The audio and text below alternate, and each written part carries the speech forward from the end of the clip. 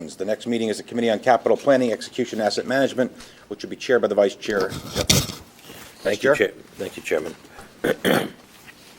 Today's meeting of the Committee on Capital Planning, Execution, and Asset Management is being held in public session in its entirety. At this point, I would like to ask this board's secretary to advise those present of the composition of the Committee on Capital Planning, Execution, and Asset Management, and any commissioner recusals on the items before the committee at today's meeting. The committee is composed of Commissioner Linford as the committee chair, Commissioner O'Toole as the committee vice chair, and Commissioners LaBarbera, Pacino, and Rosado. All committee members are present at today's meeting. There are no recusals on either of the items being discussed. Thank you. I will now call on our Director of Aviation, Huntley Lawrence, to present an item concerning the planning phase of the John F. Kennedy International Airport redevelopment program. Huntley.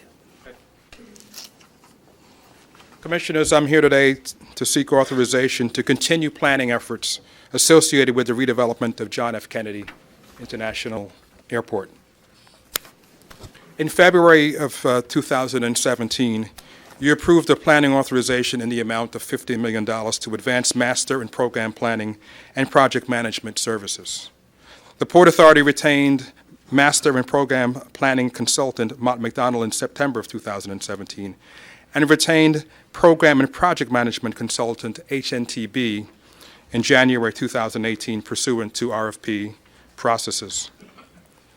Under Phase 1 planning, staff were able to successfully complete master schedule, program logistics, engagement with third-party developers, and comparative development analysis.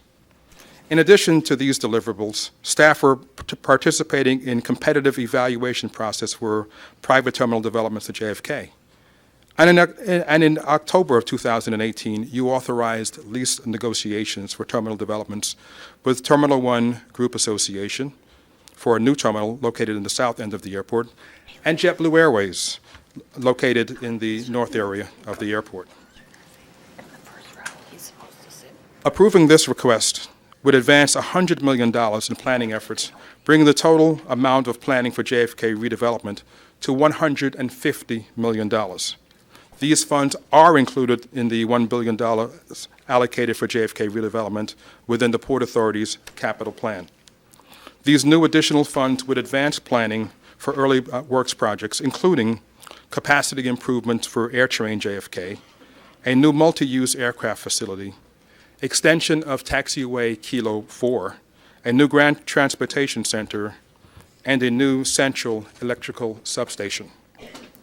The early works projects are the Port Authority's responsibility and will ultimately facilitate and complement future terminal developments, enhance customer experience across the airport, and provide for reliable, sustainable airport facilities. To further support the airport and overall planning efforts, I'm requesting that the executive director be authorized to enter into new agreements and modify existing agreements for project management, program management services, planning services, financial advisory services, airport master planning, and architectural and engineering services in the amount not to exceed $40 million of the $100 million. I'm also requesting that an airport-wide construction work order program be established at an amount not to exceed $10 million of the $100 million. This program would enable staff to expedite general construction services required for the JFK redevelopment program. During Phase 2 planning,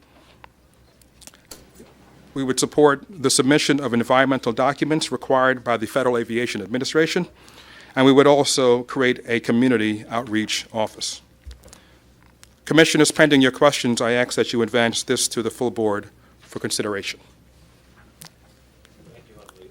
May I please have a motion? So moved. From a committee member who is not recused on the matter to move the item forward for consideration by the full board. Thank you very much. May I have a second? Any objections? Hearing none, the motion is passed. Next, our Director of Rail Transit, Michael Marino, will present an item concerning the replacement of PATH Substation Number 2 in Jersey City, New Jersey. Mike? Good afternoon. Today I'm requesting project authorization for the replacement of Substation 2 for a total estimated project cost of $216.2 million.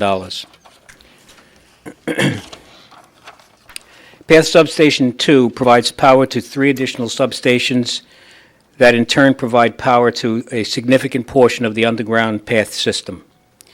In addition, it provides power to emergency tunnel ventilation systems, traction power to operate the trains, and compressed air to operate train signal system equipment and some pumps in the tunnels. The existing substation and related equipment are currently housed in a portion of the Jersey City Powerhouse and an adjacent connected structure. The building is over 110 years old and below the FEMA 100-year flood elevation plan. The substation equipment itself is over 50 years old, obsolete, and requires substantial upgrades. This proposed project will allow us to deliver on our agreement with the city and provide PATH with a modern, efficient, and reliable new substation.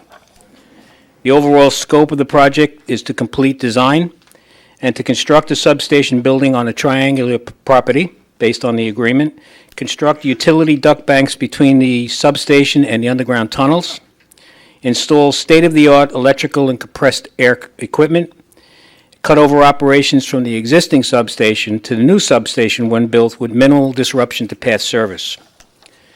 The goal of this project is to stage construction to keep the PATH system operational at all times to minimize customer and operational impacts. We will develop a robust customer and local community outreach plan, including input on the development of the facade of the building. We also will coordinate with city agencies for the required street closures during construction and with the New Jersey Transit Light Rail operation during construction to ensure safe operations during construction.